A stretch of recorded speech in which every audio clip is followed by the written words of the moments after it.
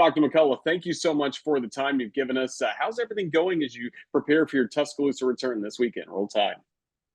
Well, first of all, Roger, thank you for having me on. I'm always happy to talk about Coach Bryant and being there with him all those years and the things that we learned from him. And I'm also really excited about having an opportunity to be with some of my former teammates.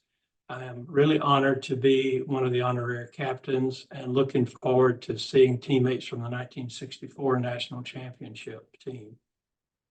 Well, that was certainly a great team that all Crimson Tide fans remember and love and appreciate. And for you, what was your journey like getting to Alabama? Where'd you grow up and how'd you eventually decide to sign with Bear Bryant and the Crimson Tide? I grew up in Enterprise, Alabama, and I was actually a center linebacker.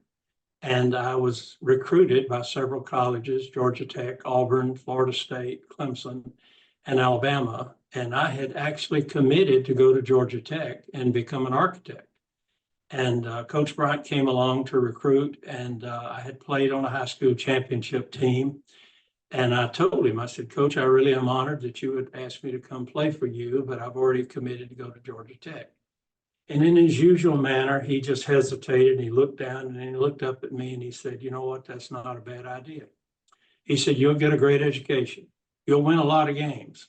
But he reached over on his hand and he pulled off a ring and he handed me a ring. And he said, but if you want to wear one of those that says national champions, you come to Alabama and I guarantee you you'll have one before you leave from there.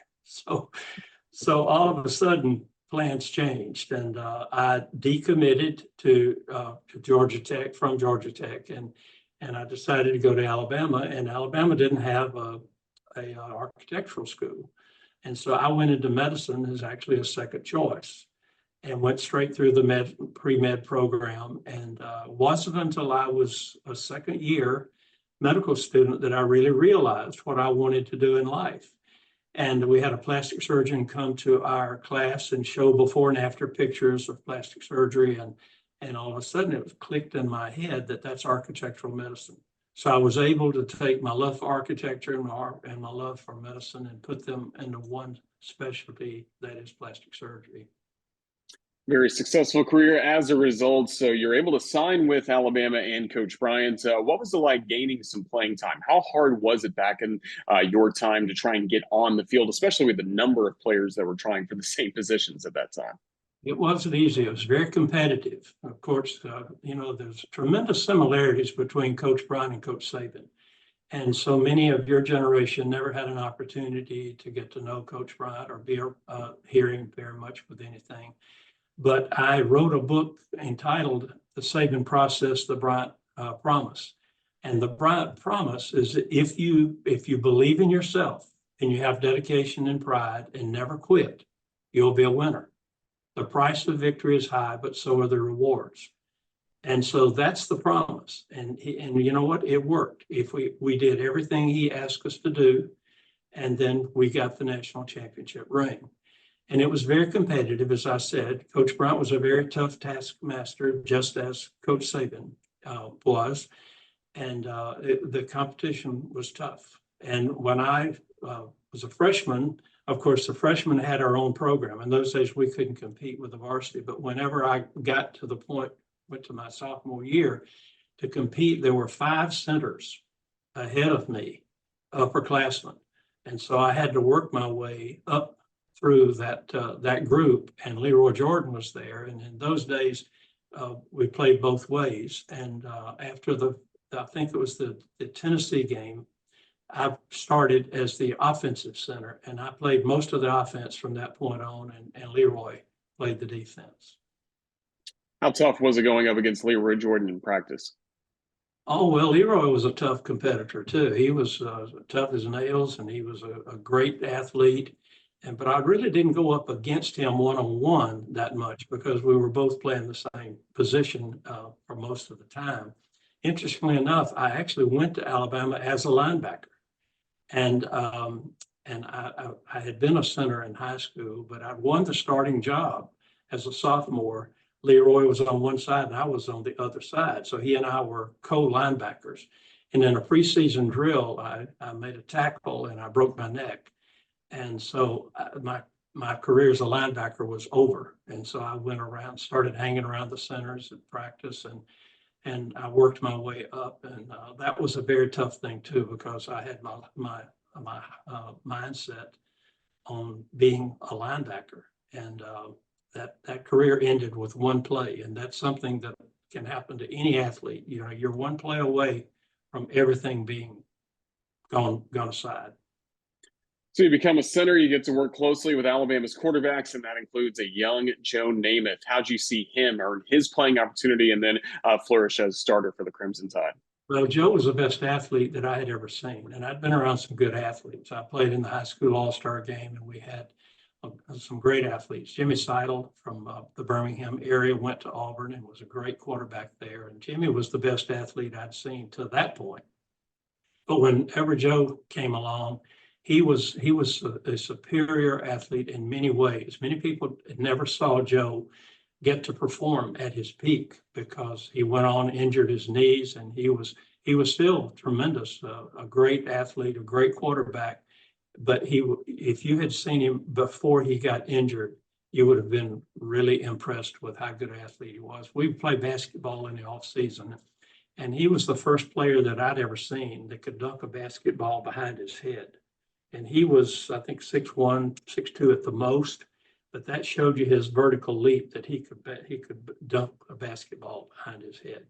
So, the jump pass, of course, Harry Gilmer supposedly initiated the jump pass, but if you had seen Joe throw the jump pass, I mean, his feet were 2.5 feet, 3 feet off the ground when he jumped. He was just an amazing athlete, and as I mentioned, I had played in linebacker, and in the spring game at the end of our at the end of our freshman year, he was on the opposite team. So I did have to go up against him, and trying to catch him was like trying to catch a butterfly in the wind. It was a very difficult situation.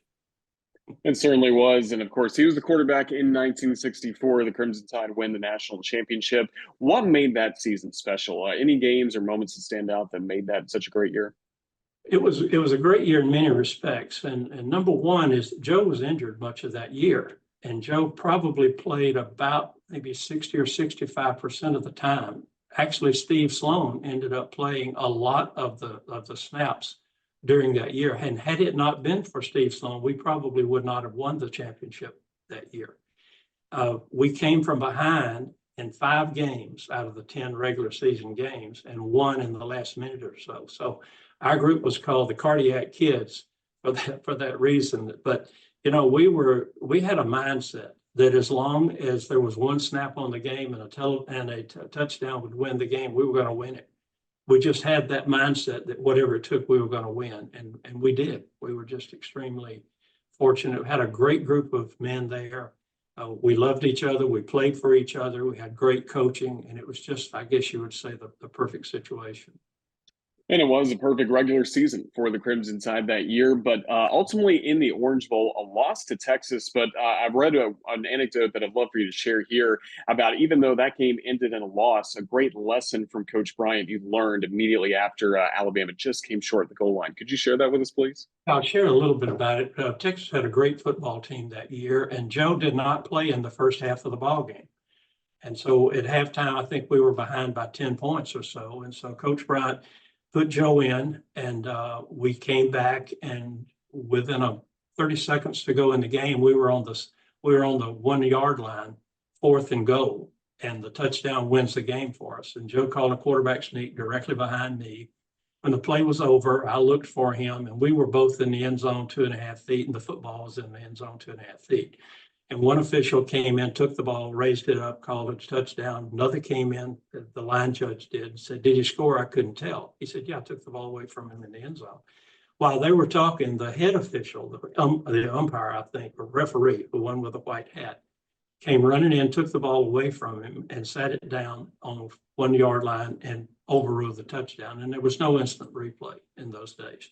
And it was a split crew, and the guy with the white hat was from the Southwest Conference. And so the guy made a couple of really bad calls during that game, and it's my understanding that he lost his license to be an official the following year. So we actually won the game, but we didn't get credit for it. So we're walking off the field, and as we approach the sideline, Coach Bryant was standing there. He never threw his hat, never fussed. He just stood there like a tall oak tree. And somebody behind me, one of my teammates, and I'll never know who, said, "Coach, we scored." And with that, we all stopped and we turned and looked at him, and he took a little step back and he looked at us and he said, "If Joe had walked in, there'd have been no question about it, would there?" And so what he did, he turned it. He turned it right around. And that was the greatest lesson I think that I learned. And it was on the last play that I played for him at the University of Alabama, the greatest lesson. And here's the lesson. If you want to accomplish something in life, you cannot do just enough to get the job done. You have to go above and beyond and leave no room for doubt. And that's the lesson that I took away from the Orange Bowl, took away from Alabama with me. And that has driven me the rest of my life. You can't do just enough. You've got to go above and beyond and leave no room for doubt, no matter what it is you're trying to do. Really is a remarkable story, and again shows you the fairness that he had as well. And it's just, how would you lean on some other lessons that he had as you went into not only professional football but in your medicine career? Well, organization. He was a great organizer. He surrounded himself with good people. And I learned that lesson too, that although I wasn't coaching football in a medical practice, I did exactly the same thing that he did. I surrounded myself with good people, people that were competent, people that were committed to the job, people that were willing to work hard, and people that went above and beyond what was expected. So that was one of the lessons that I learned from him as the organization of any group or organization. And, the other thing is that it's not always easy. It was tough those first few years. And I was up against a lot of competition in the Birmingham area. And competition did everything in the world they could to defeat me and beat me. But I'd been trained by two of the best. One was Coach Bryant, the other one was my medical professor, Dr. Jim Hicks. And so I had to buckle down and do just exactly the same sorts of things that we did in football. And of course, everything turned out okay, but it wasn't easy. It wasn't easy, but life's not easy. It's not meant to be easy. And I think sometimes having to go through some of the tough times is what makes us a better person as well. Certainly true. And again, you've been able to share all those lessons in some books, not just in Alabama football, but just tell us, how many books have you written? Where can people check out your work? Well, I just received, when I walked up here, a copy of my 26th book. And many of them are on sports. Some of them are medical textbooks. Others are about inspirational books. And then some are about the state of the world today. And so it really covers a broad spectrum, a couple of manuals for pre-medical students and for young doctors going into practice, another manual. So writing has become my avocation now. I used to play a lot of golf. I used to hunt. I used to fish. I used to do a lot of things. But I am now I'm an insatiable writer. As soon as I get a couple of hours, I'm working on my next book. Well, we certainly look forward to diving into all those coming up soon. Dr. McCollough, just thank you so much for all the insights you've given us on the 1964 Crimson Tide National Championship team. Safe travels, successful this weekend. We look forward to honoring you and your Crimson Tide brothers. So just thank you again for all your time. Roll Tide. Thank you very much for the opportunity.